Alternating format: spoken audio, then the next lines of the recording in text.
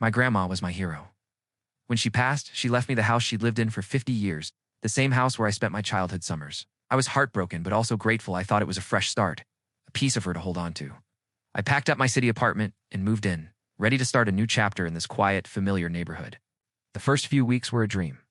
I started a small garden, just like she used to have, and met some of the older neighbors who remembered me as a kid. Everything felt perfect. Then the first letter arrived. It was from the Homeowners Association, or HOA. Vaguely remembered Grandma mentioning them, but I had no idea what they really were.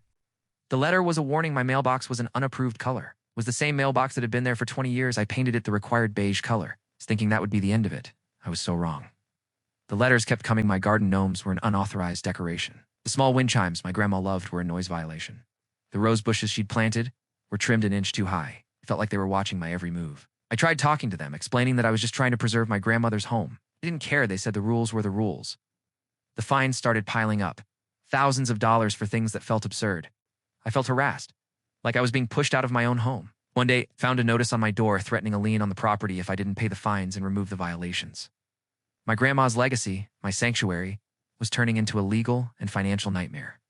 That's when I decided to fight back. I started digging, pulling up old neighborhood records and the HOA's own bylaws.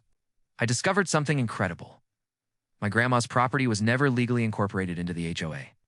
When it was formed decades ago, they had no jurisdiction over my house at all. They'd been fining her, and now me, without any legal authority. I hired a lawyer and presented my findings. The look on the HOA board's faces was priceless.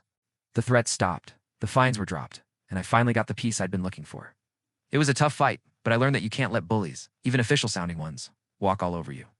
Sometimes you have to dig deep and fight for your home. Thanks for listening to my story. If you've had your own HOA battles, share them in the comments below. And don't forget to subscribe for more stories.